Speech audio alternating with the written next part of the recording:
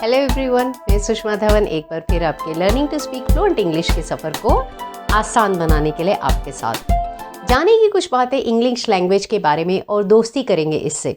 जब आप कहते हैं कि आपको कोई भाषा आती है तो उसके सिंपल सेंटेंसेस बनाने और बोलने तो आते ही होंगे। लैंग्वेज के शब्दों के भंडार में से आपको कुछ ज़रूरी वर्ड्स को सीखना होता है और ये भी कि उनको कैसे सिस्टमैटिकली अरेंज किया जाता है जिससे कि एक मीनिंगफुल सेंटेंस बन सके। भाषा की ज़रूरत हमारी बात दूसरे को समझाने के लिए होती है।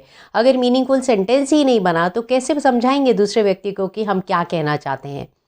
इंग्लिश के टीचर्स अलग अलग तरीके से कोशिश करते आए हैं और ये ज़रूरी नहीं कि हर टीचर का बताने का तरीका हर स्टूडेंट को आसान लगे, समझ में आए या पसंद लगे। अलग अलग लर्निंग लेवल्स के लिए समझाने के लिए अलग अलग तरीके अपनाने पड़ते हैं। किसी भी लैंग्वेज को समझने के लिए उसके डिफरेंट पार्ट्स क्या हैं और उनको क्या फंक्शंस हैं उनके, ये जानना भी ज़रूरी होता है। ठीक वैसे ही जैसे एक बड़ी मशीन कैसे काम करती है जानने के लिए उसके पुर्जों की जानकारी होनी चाहिए। चलिए इंग्लिश के बारे में जानते हैं कुछ इंपॉर्टेंट और इंटरेस्टिंग बातें। ऑक्सफोर्ड इंग्लिश डिक्शनरी की 20th वॉल्यूम के सेकंड एडिशन में बताया करीब 1,71,000 वर्ड्स हैं इंग्लिश लैंग्वेज के, लेकिन लैंग्वेज की स्पीकिंग, रीडिंग एंड राइटिंग के लिए केवल 70,000 ही इस्तेमाल होते हैं। बस हमें यही पकड़ने हैं। स्पोकन इंग्लिश के लिए तो और भी कम सीखने हैं। समझना आसान हो इसके लिए डिफरेंट हेडिंग्स या कैटेगरीज में डिवाइड किया है इन वर्ड्स को। एक ही तरह की क्वालिटी और एक ही तरह की नेचर वालों के अनुसार उनको एक कैटेगरी में रखा। करीब 8 मेन कैटेगरीज में डिवाइड किया गया है। जानते हैं कि वो डिफरेंट कैटेगरीज क्या हैं और हर कैटेगरी में कितने वर्ड्स हैं। कैटेगरीज हैं noun, verb, adjective, adverb, pronoun, preposition, conjunction, interjection.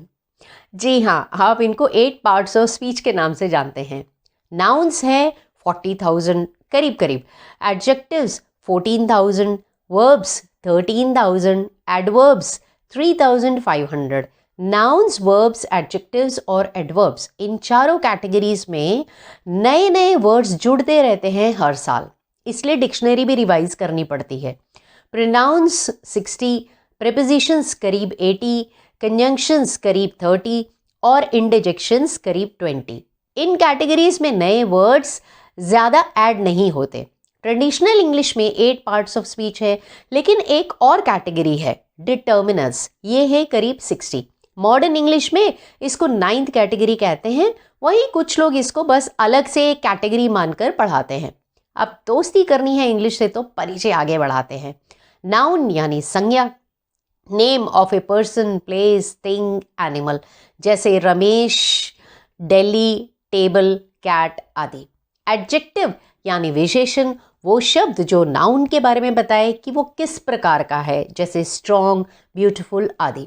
Verb यानी क्रिया, आसान शब्दों में वो शब्द जो एक एक्शन के बारे में बताए, जैसे सिट, रीड, स्लीप आदि। एडवर्ब यानी क्रिया विशेषण जो बताए कि क्रिया कब, कहाँ, कैसे हुई, जैसे डेली, देयर, स्लोली आदि। प्रोनाउन सर्वनाम, नाउन के बदले में इस्तेमाल होने वाले वर्ड्स जैसे आई, वी, यू, दे। प्रेपोजिशंस पूर्वसर्ग या संबंध सूचक शब्द, ये शब्द बताते हैं कि नाउन या प्रोनाउन का उस सेंटेंस में दूसरे शब्दों से क्या संबंध है, जैसे इन, ऑन, अंडर, एट आदि।